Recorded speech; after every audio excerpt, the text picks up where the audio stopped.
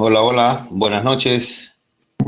Hola, doctor, buenas noches. Buenas noches, Hola, doctor. doctor, buenas noches. Buenas noches, doctor. ¿Cómo están? Buenas noches. Bueno, eh, vamos a empezar, o prácticamente la última parte de trauma, lo que nos corresponde ahora. Siempre el retraso porque estoy dejando que entren los que más puedan. Voy a tratar de poderlos admitir al resto durante este tiempo que vamos a llevarnos en relación a los, a los temas que nos corresponden ver el día de hoy, ¿no es cierto? Pues bueno, hoy con el saludo a todos los que están presentes y a los que van a ver sus grabaciones en posteriores horas, pues indicarles de que hoy vamos a ver el trauma urogenital, ¿no es cierto? Para el trauma urogenital es importante tener presente que en todo paciente politraumatizado, uno de los órganos que puede verse afectado sin conocerlo y sin saberlo con gran porcentaje es el riñón. De tal manera de que hay que tener mucha precaución cuando el paciente viene politraumatizado. Es decir, hay que estar muy atento en el sentido de que este tipo de politraumatismo puede traer o acarrear un daño renal. Este es uno de los órganos que sucumbe cuando existen, obviamente, los traumas abdominales. De tal manera de que es importante tenerlos en cuenta siempre, ¿no? El aparato genitourinario puede verse comprometido en todo su sistema. Es decir, no solamente el riñón, sino que los ureteres. Ya les voy a indicar más adelante lo que le ocurrió a su profesor hace muchísimo tiempo. No tanto como diríamos, pero fue hace unos par de años lo que le ocurrió y en qué fecha ocurrió, para que ustedes más o menos se den cuenta de lo que ocurrió en aquella época, ¿verdad? Entonces, miren ustedes, por ejemplo, que el aparato urogenital se puede ver comprometido no solamente en lo que estamos hablando, que corresponde al riñón, sino que también se puede ver comprometido el ureter, el pene, se puede ver comprometido la vejiga, se puede ver comprometido la uretra posterior, que es la que normalmente se daña, etcétera, ¿no? Es decir, todo el árbol urinario, génito urinario, ¿verdad? Por lo que observamos todas estas afectaciones, ¿sí? Provocadas por traumatismo, sectorizando un sistema de acuerdo a la ubicación del trauma, nosotros podemos deducir a qué parte del aparato urogenital pudo haber provocado algún tipo de daño, por lo que podemos encontrar en el sector del politraumatismo. Pues bien, miren ustedes, vamos entrando en materia directo y miren ustedes esa imagen donde, por ejemplo, tenemos una zona en la base anterior del pene, en la base, en el periné, en la parte de adelante, ¿verdad? Miren ustedes cómo hay una herida inclusive y un moretón, ¿sí? Un moretón en la parte de abajo. Tenemos un traumatismo de la parte genital donde ha involucrado al pene, pero es un traumatismo de tipo cerrado. Sin embargo, miren ustedes arriba, es un traumatismo abierto. Lo importante es que lo podemos ver. Pero las lesiones, como yo les decía, pueden ser del pene, de la uretra, del propio riñón, inclusive de los escrotos, ¿sí? O del pene. Entonces es muy importante tener en cuenta este tipo de traumatismo, ¿verdad? Por ejemplo, en el trauma del tracto urogenital alto, cuando se afectan los riñones, siempre es importante el antecedente. ¿Qué le pasó? ¿Qué le ocurrió a ese paciente? Fue por accidente, fue por golpe, fue por traumatismo, fue por disparo, fue por choque, fue por aplastamiento, etc. Siempre, siempre un trauma superficial, sugerente, de hematuria, es una razón suficiente para poder investigar a un paciente en su árbol urogenital. El antecedente de hematuria. Cuando tenemos hematuria y estamos viendo que en el antecedente tenemos un trauma abdominal, estamos hablando de que probablemente el que esté lesionado sea el riñón. Para esto vamos a necesitar un urograma excretorio de poder realizarlo. Vamos a realizar TAC, UroTAC, que se llama el UroTAC, que se llama porque es en el árbol urinario que lo vamos a realizar, ¿no? Y algún otro examen que de pronto lo estemos utilizando, ¿verdad? De pronto lo estemos utilizando. El grado 1 no es otra cosa que la representación de heridas, hablando exclusivamente de tracto urogenital alto, es decir, exclusivamente de riñón. ¿Qué estamos hablando? Estamos hablando de que se dividen en 3 grados, grado 1, 2 y 3. El grado 1 representa aquellas heridas subcapsulares, ¿sí? Amerita ingreso, pero solamente para la observación del paciente.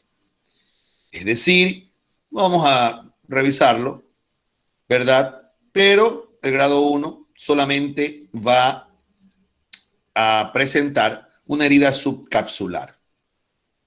Observación, 48 horas y situación expectante si no encontramos una hematuria franca en el riñón, en la orina. El grado 2 ya hay una herida del parénquima, es decir, la parte superficial, la parte de arriba, la parte de la corteza del parénquima, esa es la corteza renal, entonces ya el tratamiento es quirúrgico, porque al riñón hay que repararlo. Todas las fracturas de la corteza implican reparación, ¿correcto? Lo que quiere decir de que ya el grado 2 es una condición de que el tratamiento es quirúrgico. El grado 3, cuando ya el trauma, ¿verdad?, también provoca un daño parenquimatoso, pero ya profundo, no es superficial. De tal manera de que aquí corres el riesgo de que se haya dañado o desgarrado el hilio renal. ¿Sí? Cuando hay compromiso del hilio renal, señores, el riñón no es reparable. Usted no puede ir a reparar un riñón que se ha dañado el hilio, porque si usted lo repara, ese riñón va a secuestrar líquido, va a secuestrar o a filtrar, si quieren escuchar la mejor palabra, van a filtrar líquido que lo va a llevar en algún momento a tener que abrirlo nuevamente a este paciente. Todas las lesiones de hilio ya son nefrectomía, es decir, sacar el riñón afectado. De tal manera de que miren ustedes, el tratamiento quirúrgico del riñón ya se hace a partir del grado 2. Lo que es importante, evidentemente, es importante mantener en observación permanente el funcionamiento de un riñón en un politraumatizado o en un trauma de abdomen. Siempre es bueno estarlo monitorizando con exámenes de sangre, ¿sí? A veces hay pérdidas sanguíneas que no se notan, ¿sí? De tal manera de que hay que estarlo monitorizando mientras el paciente se encuentre ingresado en la unidad de salud en la que se encuentre, evidentemente que ingresado el paciente, ¿no? Miren ustedes, allí podemos ver la clasificación. Ahí vemos en la parte de abajo, primeramente, estamos viendo, miren, una agresión con la flecha azul, una agresión donde ha partido el riñón. Miren ustedes. Estamos viendo de un aplastamiento, probablemente por un golpe, una caída, un aplastamiento, una compresión, y rompió el riñón. Arriba, en esos 3 riñones, lo que representa es que, por ejemplo, miren, en el primer riñón solamente una lesión capsular, o sea, de la parte superficial del riñón. El segundo ya es prácticamente una fractura del riñón, poco menos comprometedora, pero que hay que entrar a repararlo. O sea, el de en medio representa evidentemente un riñón fracturado, grado 2. Y el tercero, que puede ser en cualquiera de los sitios, ¿verdad?, que provoque un compromiso del ilio, como ustedes lo pueden apreciar ahí, evidentemente que se transforma en una cirugía inmediata y urgente. Por lo cual, tenemos que entrar a reparar, ya no a reparar, sino entrar a sacar ese riñón que está completamente comprometido y comprometiendo la vida del paciente. Por lo tanto, no vamos a dejar que eso siga ocurriendo. Hay que entrar con sangre, porque este paciente probablemente ya tenga perdida mucha cantidad de sangre. Recordar siempre, miren ustedes, ahí tienen la arteria renal. La arteria y la vena renal son 2 tremendas tuberías. 2 tremendas tuberías. ¿Qué quiere decir? Que el riñón es una fuente de mucha vascularización. Por lo tanto, el tener una fractura de ilio, o una ruptura o un desgarro de un vaso renal le va a comprometer ostensiblemente la vida a ese paciente, si no se lo opera con todas las debidas precauciones y con todas las situaciones que necesita tener una nefrectomía, sangre y hacerlo a tiempo. Ahí ustedes pueden apreciar, miren ustedes, eso es una tomografía, es una TAC, una UroTAC, donde pueden observar el riñón izquierdo que se encuentra fracturado, ¿verdad? Se encuentra muy fracturado. O sea, se puede observar tranquilamente, miren, en una tomografía. Miren ustedes. El lado derecho lo encuentran indemne, pero el lado izquierdo, en la parte superior, aquí, miren ustedes el tremendo desgarro que existe, hasta acá la parte profunda. Por lo tanto, este paciente ha de tener aquí un hematoma perirrenal, ¿no es cierto? Un hematoma perirrenal secuestrado. Probablemente este paciente esté orinando sangre en buena cantidad, ¿no? Por lo tanto, probablemente hay que abrirlo para reparar esta fractura renal sin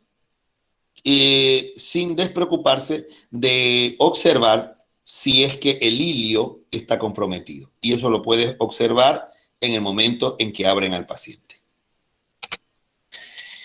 Esto es lo que les quería comentar. Miren ustedes, chicos, estos son 2 tomografías o UroTAC, que se llama tomografía renal. Miren ustedes, esto le ocurrió a un niño de 7 años.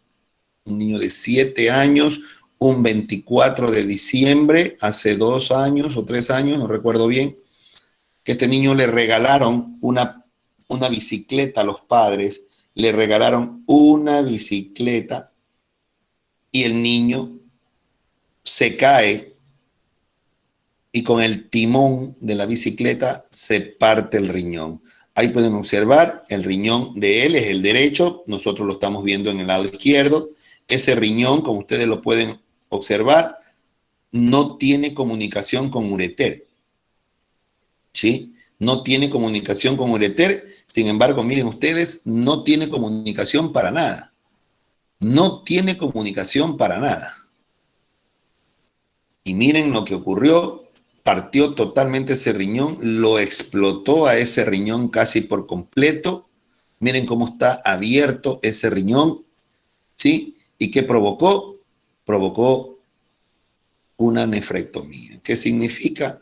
Que hubo a este paciente fue clave azul. Cuando ustedes le digan clave azul es porque está una persona entre la vida y la muerte. Llegó un 24 de diciembre a las 12 de la noche, en plena cena navideña. Me llamaron a la emergencia, que yo estaba de llamado, estaba de guardia, y este paciente hubo que estabilizarlo, ¿verdad? Se le sacó el riñón y hubo que mandarlo a Guayaquil, al Gilbert, porque este paciente necesitaba terapia intensiva, pediátrica, y nosotros no tenemos UCI pediátrico. Por lo tanto, este paciente era un paciente totalmente grave. Vean ustedes la falta de circulación del ureter, el de lado contralateral aparentemente normal, con un flujo sin problemas. Y miren el del lado derecho de él, nosotros lo estamos viendo del lado izquierdo, totalmente incomunicado con la vejiga. Es una de las experiencias que nos ha pasado, ¿verdad? En las emergencias hospitalarias, para que se den cuenta que de todo pasa en las emergencias. Tenemos, en cambio, también el trauma urogenital bajo. Y entre ellos, obviamente, tenemos a la vejiga. ¿Sí? Aquí tenemos que determinar, por ejemplo, tenemos que determinar si esta ruptura de vejiga es extraperitoneal, cuando el traumatismo pélvico con fractura de hueso óseo, ¿no? La fractura de la pelvis ósea, la vejiga llena, hay hematuria. Este paciente no hace globo vesical. No hay reacción peritoneal y el lavado peritoneal es negativo. Nosotros no le estamos tomando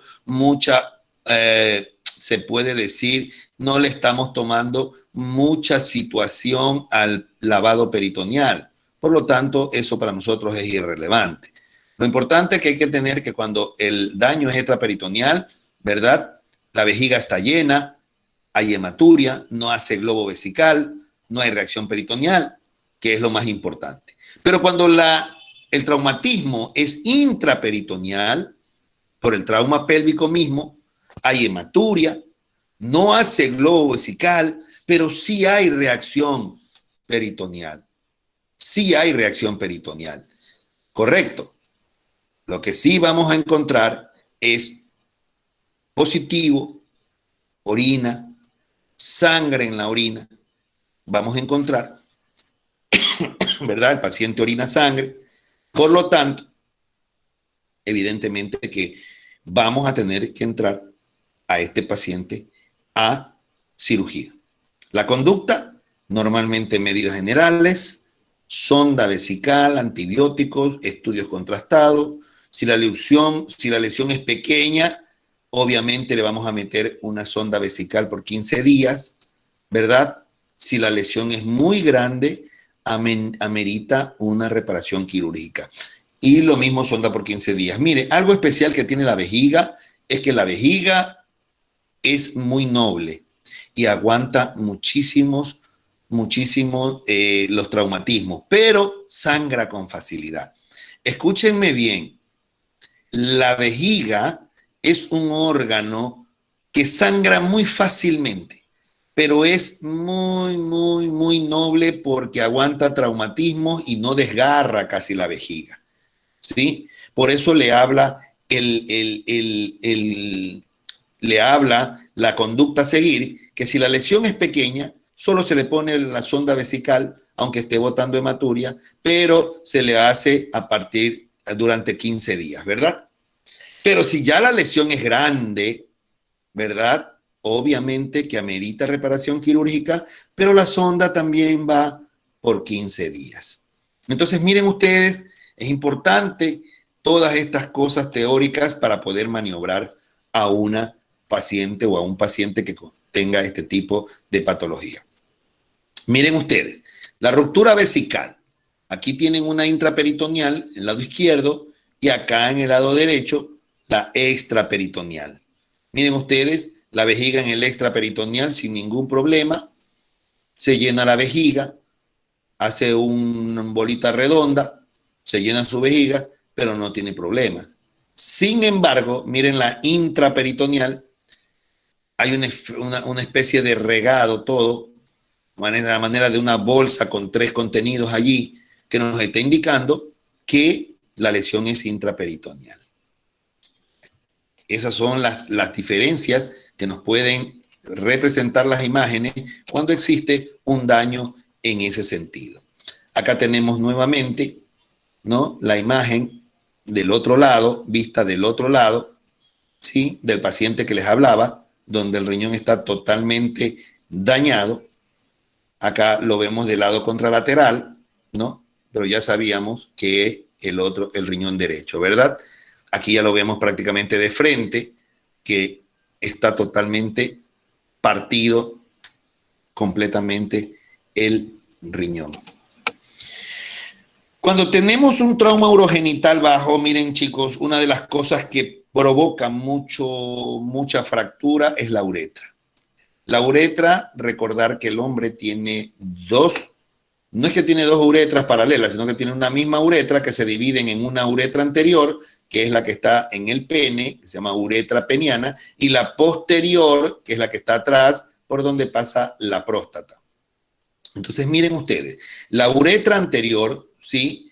Es cuando los pacientes generalmente tienen accidentes en caídas en silla de montar o ahorcajadas, que se llama. Es decir, cuando usted cae sobre algún material duro, algún material resistente, pero abiertos de pierna, y cae sobre ella así. Por eso se llama en silla de montar, como que usted se haya caído encima de una silla de caballo. Por eso se le llama así. Esto provoca muchas fracturas pélvicas. Y generalmente, cuando ocurre en los hombres, ¿sí? Se lacera la uretra. ¿Qué puede provocar? Goteo de sangre por el meato, puede provocar un globo vesical, que después de un tiempo va a provocar hematoma escrotal. Y al tacto rectal, escúchenme bien, si le hacen el tacto rectal, la próstata está fija, está pegada, no se mueve, ¿sí? Amerita evidentemente una punción suprapúbica evacuadora y no le vaya a pasar sonda porque está lacerada, está perforada. ¿Qué ha ocurrido? Que cuando llega una lesión de uretra anterior, escúchenme bien, lo primero que hacen es pasarle una sonda al paciente. Y si hay una laceración, en la uretra, lo que van a provocar con la sonda es dañar más la uretra anterior. Por lo cual se amerita una punción en la parte del hipogástrico suprapúbica, en la zona vesical, para evacuar la cantidad de orina que tiene y ponerle una sonda provisional a través de una ostomía, ¿sí? Una vesicostomía, una sonda para que el paciente orine por la sonda mientras la uretra se recupera. Pero miren lo que ocurre cuando la fractura es de la uretra posterior. Aquí, en cambio, miren lo que ocurre. Lo mismo, paciente caído por traumatismos, por fracturas pélvicas, generalmente en hombres. También hay goteo en sangre por el meato uretral, salida de sangre por el meato, ¿sí? Hay globo vesical, la uretrografía es positiva, pero al tacto rectal la próstata está que se mueve, está libre. No es como la anterior que estaba fija, esta se mueve. Y cuando se mueve así, obviamente también hay que hacer el mismo procedimiento. No pasar sonda y rápidamente realizar una ostomía de vejiga, una cistostomía con una sonda para que el paciente orine a través de la sonda para esperar que la uretra posterior se recupere. U operar al paciente si es que la fractura de la uretra posterior es completa, entrar a cirugía a ese paciente para reparar esa uretra fracturada. Entonces, miren ustedes, en los hombres tenemos mucho ese problema, porque la uretra es muy grande. Tenemos una uretra bastante grande. La uretra de la mujer solamente mide unos 4 centímetros nada más, 4 o 5 en algunas, 4 o 5 centímetros desde la vejiga hasta el meato urinario. El hombre no. El hombre tiene todo el trayecto del pene, da la vuelta y todavía llega hasta arriba, hasta la vejiga. Es decir, tiene dos trayectos su uretra, lo que lo hace que sea una cosa bastante grande en cuanto a medida y muy amplia para provocar problemas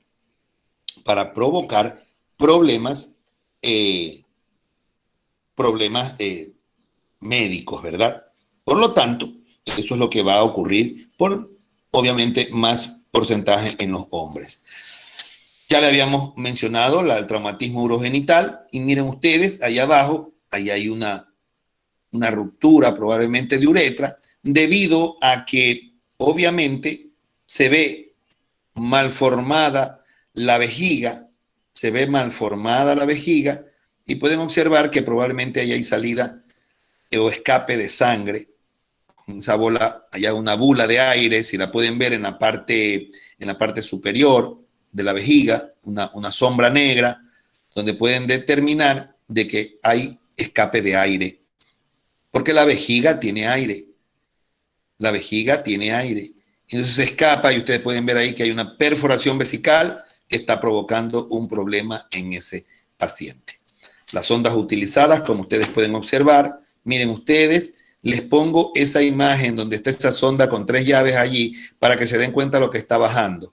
Cuando ustedes vean que hay sangre por el pene, a veces cuando llegan en las emergencias los pacientes no traen nada, pero el momento que usted mete la sonda, y les voy a dar un consejo, si acaso llega un paciente con un politraumatismo o un traumatismo abdominal, y en el momento que ustedes les vayan a poner una sonda, observan apenas metan la sonda que hay sangre o apenas les salga sangre, por favor no sigan introduciendo la sonda.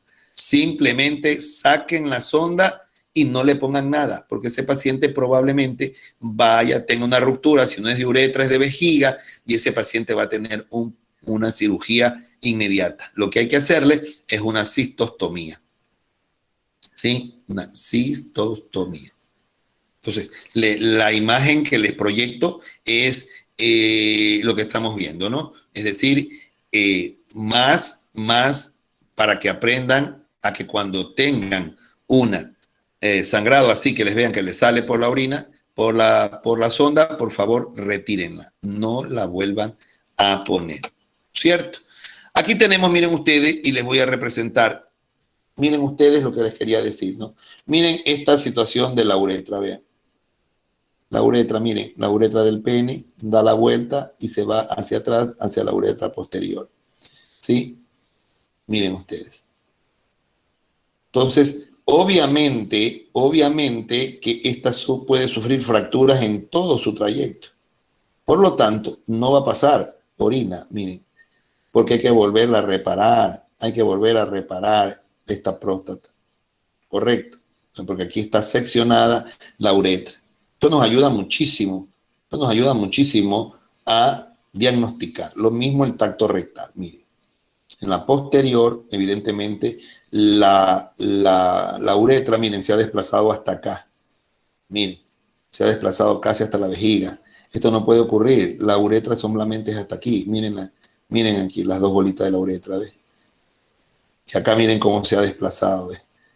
¿Sí? Se desplaza.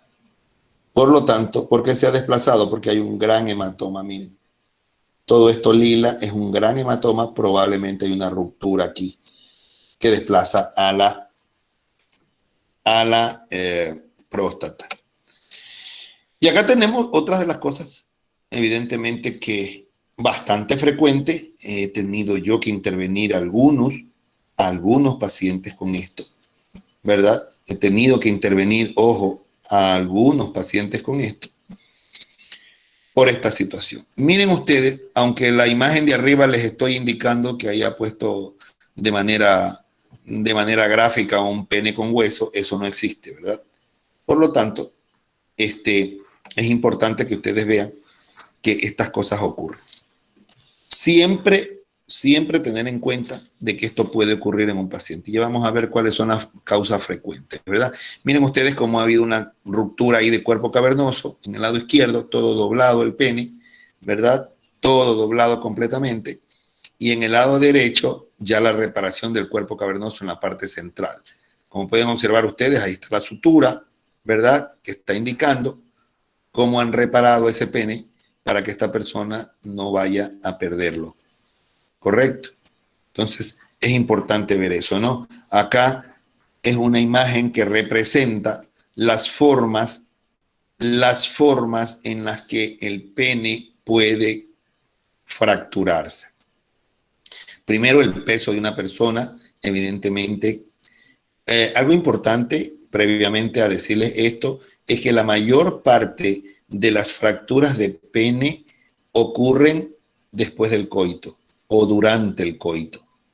Entonces, evidentemente lo que expresa esas tres imágenes allí es que cuando se tiene este tipo de problemas es porque ha ocurrido durante el coito.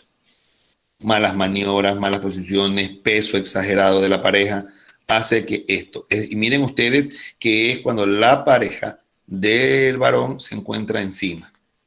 Lo que hace que evidentemente, esto provoque una fractura de pene. Y aquí están las consecuencias. Traumas de pene, fracturas de pene, hematomas de pene, que es una situación de arreglo casi inmediato. Porque esto es importante indicarlo. Esto no se puede dejar mucho tiempo porque corre el riesgo de necrosarse y después provoca una amputación. De tal manera de que es muy complicado esta situación, ¿verdad? Criterios importantes: determinar que un 33 al 58% de los traumatismos que originan una fractura de pene ocurren durante el coito. Ya lo habíamos mencionado, ¿no? Por salida accidental del pene de la vagina y posterior contusión sobre el periné o el pubis de la pareja. Otro de los mecanismos traumáticos posibles que ocurren o que provocan este tipo de fractura es la masturbación, intento de destumescencia manual, ¿sí? Es decir, pacientes que tienen erecto el pene y que de alguna manera se lo doblan para bajar la erección. Entonces esto se llama detumescencia manual y lo que provocan es una fractura del pene. La masturbación excesiva puede provocar un traumatismo en el pene. Los cambios de posición o caídas de la cama con el pene erecto y cualquier otro traumatismo que tenga lugar sobre el pene puede, en erección obviamente, ¿no? Puede provocar este tipo de situaciones. Entonces, miren ustedes a lo que se expone un paciente con este tipo de problemas. Generalmente, el traumatismo de pene, su tratamiento, cuando hay hematoma subcutáneo, sin compromiso de la capa albuginea ni los cuerpos cavernosos, solamente se hace con reposo y con hielo. Es decir, cuando solo existe presencia de hematomas. Pero si hay fractura en el pene, el tratamiento definitivamente es quirúrgico, con reparación de estructuras afectadas, ¿verdad? Como el que vimos al inicio de la clase. Si el trauma involucra tejidos abiertos o expuestos, se aconseja una limpieza quirúrgica con eliminación del tejido muerto o necrosado, como hemos hablado ya desde los inicios del semestre, y un cierre primario con todas las estructuras muy limpias, ¿verdad? Y muy suturadas para evitar cualquier tipo de complicación luego de la cirugía. Y bueno, señores, con esta imagen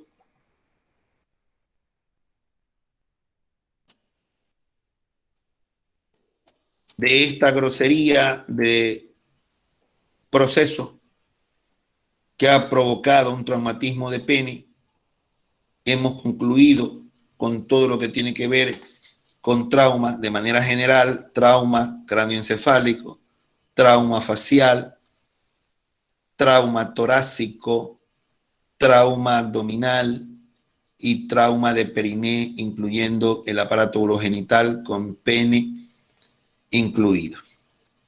De tal manera de que todas requieren de una atención prolija, de un protocolo que les ayude a determinar la situación y que lo puedan derivar al especialista según el lugar que se vea afectado en el trauma. Es decir, según lo que el paciente tenga la zona afectada, van ustedes a poder darle solución o verle la gravedad que posee este paciente por el traumatismo que ingresa al hospital y darle la derivación con el especialista correspondiente. Por lo tanto, hemos terminado la parte de trauma. El día lunes vamos a terminar esta situación, esta situación de las clases de cirugía, no sin antes preguntarles si ustedes tienen algún tipo de pregunta que quisieran de alguna manera ser despejada por esta situación.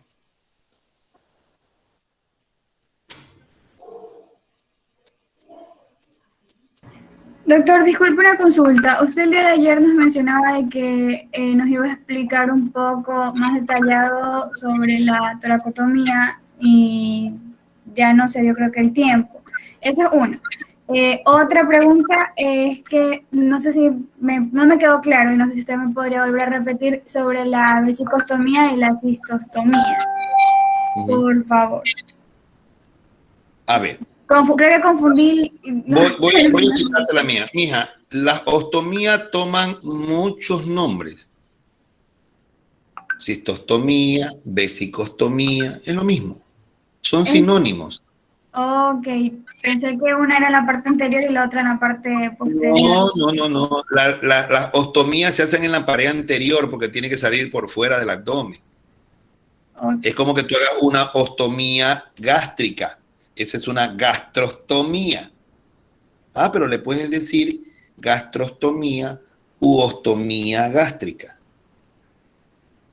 Okay. O sea, es igual que la vesicostomía, ¿sí? Le puedes llamar de varias formas, pero nunca es posterior, pues tiene que ser anterior para que salga la evacuación hacia ese lado, hacia la parte anterior, donde la podamos maniobrar. Entonces, todo va a ir hacia allá, hacia adelante. Esa es la una. La otra, yo creo que de alguna manera, a ver, yo expliqué ayer algo sobre, quizás no con la debida, con la debida, ¿cómo te explico? Con la debida explicación, pero aquí está. A ver, no, esta es la anterior, ¿no? Tú me hablas de la que hagamos cuando hacemos aquí. En realidad no la tengo, pero bueno, sí, lo que le expliqué, aquí estaba lo del señor, pero no te expliqué muy bien esto. Bueno, te cuento que esto hay que hacerlo en vivo para poderlo explicar, porque te cuento que quizás pueden ustedes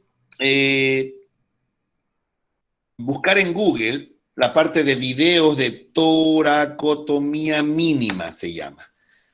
Ya. Pero lo que sí te puedo decir, y a buena hora que me acuerdo, es que mira, cuando nosotros tenemos un neumotórax, el tubo que se mete para evacuar el aire del tórax se hace, escúchame bien, en la línea media, en la línea mamaria media, no sé cómo señalarte, no tengo la cámara aquí, pero se hace a nivel, toma en cuenta el pezón, ¿ok? Del pezón, tú te vas en una línea recta hacia arriba, probablemente me voy a poner ahí, hacia arriba, ¿no? Del pezón en las mujeres, el pezón hacia arriba, el segundo espacio intercostal, allí haces la punción y allí metes el tubo. Obviamente buscas primero el segundo espacio de calculas aquí ¿cómo se llama? La clavícula, ¿no? De la clavícula buscas el primer espacio y el que sigue es el segundo espacio, pero en la línea anterior del pezón. Allí uno pone anestesia, uno coge un bisturí, hace un cortecito del tamaño de la boca del tubo que vas a meter con anestesia y con una pinza de Kelly curva, así se hace, con una pinza de Kelly curva, ahí en el lugar donde tú has abierto, con un bisturí, haces una presión hasta adentro hasta que perfores el lado torácico que está afectado. Hasta que tú sientas que perforaste. Así se escucha. Porque hay aire y sale el aire por el huequito que tú estás metiendo la pinza. ¿Qué tienes que hacer luego? Tienes que tapar con el dedo el lugar por donde hiciste el lugar por donde hiciste el hueco y coger con la pinza el tubo, metes el tubo aquí en la pinza y lo aprietas, metes el tubo y lo aprietas con la pinza y así lo metes con la pinza mismo dentro del hueco, hasta el fondo. Y todo el aire va a salir ahora por el tubo. Ese tubo ya lo conectas obviamente a este recipiente que estaba allí, que ya lo tienes que tener previamente preparado, y coses alrededor del tubo a especies de, bueno, ustedes, bolsa de tabaco se llama eso, areteas, o sea, coges basteas, ¿me entiendes el término? Haces una basta por alrededor del tubo, ¿sí? Y lo aprietas para que no se salga el aire a través de los contornos del tubo, sino que todo el aire que esté adentro salga a través del tubo y llega a la trampa de sello de agua del frasco para que el aire siga saliendo por allí. Es una técnica, te cuento, muy fácil, pero eso es cuando es neumotórax, línea media anterior, así se llama, línea media anterior, que tú te guías por el pezón, sea en hombre o sea en mujer, pero tiene que ser en el segundo espacio intercostal. Línea media anterior. Pero si hay un hemotórax, que es líquido, entonces tienes que hacer la punción en la línea media axilar. Es decir, ahí tienes que irte por el lado de la axila, lateral, ¿no es cierto? Alzas el brazo, recorres hasta el sexto espacio intercostal. Se llama sexto espacio. A ver, alza el brazo, pues. Eso. Toca la axila en la parte central. Ok. Así se hace la técnica. Y ahí tienes que ir contando los espacios. Pues cuenta la costilla desde la primera y dice 1, 2, 3, 4, 5, 6. En el sexto espacio intercostal, línea media axilar, ahí tienes que hacer la punción. Entonces mira la punción del 1. Es en la línea media axilar, o sea, es lateral al tórax, y la otra es la línea media anterior, es acá, pero en el segundo espacio. ¿Ya? De tal manera de que es muy interesante. ¿Por qué razón? Porque te salva vidas, chica. Esto salva vidas. Y es muy importante saber hacerlo. Yo aspiro a que el cirujano, el profesor de cirugía de internado, en algún momento les enseñe a hacer una toracotomía. Y si no les enseña, pues que ustedes tengan que, durante sus guardias, aprender a ver. Y no sé cuándo vayan a hacer una. Eso es lo único que no sé. Pero nosotros en épocas anteriores hicimos muchísimas y practicamos muchísimo porque no teníamos esto de la ley de mala práctica médica. Por lo tanto, a nosotros lo hacíamos porque no teníamos ninguna ley que nos impidiera meter mano. Entonces tuvimos la oportunidad de operar sin la ley, tuvimos la oportunidad de hacer procedimientos invasivos porque no teníamos ley. Entonces el que hace mucha práctica es el que aprende. Ahora la ley, mientras siga, no te permite. Así no tengas culpa, quedas involucrada en un problema. Entonces es bueno que de todas maneras lo vean hacer. Es mucho mejor que lo sepan hacer, ¿sí? Pero ya son cosas que se salen de las manos de uno porque son cosas legales que impiden que ustedes puedan hacer algo así. Tendrían mucha suerte en que alguien les enseñe y que alguien les ayude a hacer una toracotomía mínima, que es muy, muy fácil y salva vidas, pero como tú no tienes idea, ¿ya? Es por eso que se hace un poco complicado explicarlo, porque es más fácil explicarlo en una persona, ¿no? En una persona y con la pinza a la mano, que lo puedo hacer en la práctica en el momento en que nos veamos, por ejemplo, entre otras cosas, hagamos de cuenta que nos vamos a ver, en quirófano. Ah, bueno, los que están en quirófano pueden averiguar cómo se hace, o en la emergencia que están haciendo ustedes, pueden averiguarle con el jefe cirujano, el jefe de cirugía, cómo se hace. Ya es cuestión de ahorita, en estos momentos, es cuestión del estudiante, ¿no? Que el estudiante vea la posibilidad de sacarle provecho al médico que tiene al lado y el otro que tenga la posibilidad de poder enseñarles lo que se hace. ¿Ok? Listo, doctor, muchísimas gracias. Y una consulta ya no referente a lo de la clase de hoy día. ¿Las clases que usted las graba, las sube a algún drive o aparecen en el sistema? Están en la plataforma. Están en la plataforma. Ustedes pueden entrar a Let's y la pueden ver a cualquier hora. Eso ya está grabado. Está grabado automáticamente. Ok, porque... A ver, sí, ya, déjame, yo por interno te voy a averiguar a dónde, que no pueden entrar. No, pero igual déjeme volver a ingresar porque he estado... A ver, yo les voy a dar... Sí, buenas noches, doctor. Disculpe, no, yo sí puedo ingresar a las clases. A ver, Fuentes, habla. No, digo, sí puedo ingresar a las clases grabadas, sí están en la plataforma. Yo ingresé en la mañana, sí se puede. Ya.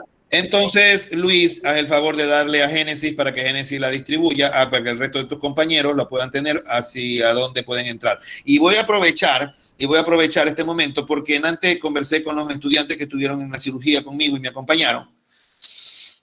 Me comentaba de que la presidenta ha hecho un drive donde tienen o van a subir todos ustedes todos los informes de todas las cosas que se hagan.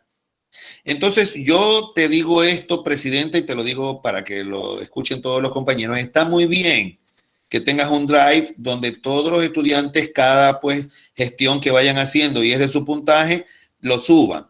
Pero no estén subiendo otras cosas que no tengan que subir allí. Yo solamente te voy a pedir por etapas lo que yo necesito. Por ejemplo, al final del primer parcial, todos tendrán que tener ya pasado hacia tu drive el informe de la guardia. Del quirófano. Entonces, tú no me vas a mandar toda esa información del drive a mí. Pues no, pues solamente me vas a mandar lo que yo necesito para el primer parcial, que será el caso clínico y que será las personas que han entrado a quirófano enviado su informe. Cuando sea el segundo parcial, tú me enviarás de tu drive que has recibido de todos tus compañeros, me vas a mandar el informe de las guardias, de todos, ¿sí? Y cualquier situación que tengas que yo pedirte. Tú podrás guardar toda la información allí, pero a mí no me mandes tanta información. Él me dice, no, pero es que ella nos dijo que le iba a mandar todo en sí. Claro, el drive está bien para que tú recibas todo lo que te están mandando. Pero exclusivamente eso, porque él me preguntaba que si ellos subían los informes a la plataforma. No, para nada. Ellos no suben no pueden subir nada ustedes. No, como alumnos no pueden subir nada. Todo lo que ustedes hagan tienen que subirlo, en este caso al drive que tú has hecho, y de ese drive tú me mandarás solamente los archivos que yo te voy a pedir de las cosas que necesito para calificar. Nada más. Ok. ¿Sí? Ok, entonces, claro, lo tienes que tener allí para que cada uno, el que se va adelantando en hacer algo, ya lo vaya mandando de una vez. Y ya salir de eso y ya tú sabes que lo tienes todo ahí bien ordenadito para enviármelo al final cuando yo ya te lo pido. ¿Correcto? Bueno, sí. Hoy día tuvieron conmigo 3 estudiantes, la pasaron muy bien la pasaron, en el sentido que aprendieron por lo menos mucho en el quirófano, les gustó bastante. Así que aspiro a que mañana que vayan con el doctor Astudillo, los que vayan mañana con el doctor Astudillo, pues logren también aprender mucho de lo que van a pasar en esa experiencia del quirófano, ¿no? Así que bueno, hasta ahora estamos bien. Yo de mi parte les agradezco mucho. Espero que tengan un buen fin de semana y nos estamos viendo el día lunes nuevamente. Gracias, doctor. Disculpe, creo Gracias. que un compañero alzó la mano creo que quería hablar, era David. Sí, doctor, una preguntita. A ver, Yo fui de los tres compañeros que fue hoy al quirófano. ya. Y bueno, ahí uno se le van quedando ciertas frases grabadas. Una de ellas fue Ujú. que por más mínimo que sea el goteo de sangre, hay que sellarlo, ¿no? Cauterizarlo. Autorizarlo, se me fue el término. Ya, yo como me quedé, cuando usted ya se retiró, que asistí Ujú. a la otra cirugía, Ujú. si no me equivoco el término era ajuste de malla por descenso de vejiga, una señora mayor, no Oye, recuerdo más o menos la edad. ya. Algo que más o menos me chocó fue el hecho de que la doctora que estaba suturando en ese momento, yo veía que había sangrado, pero Ujú. simplemente lo limpiaba, no Ajá. lo cauterizaba.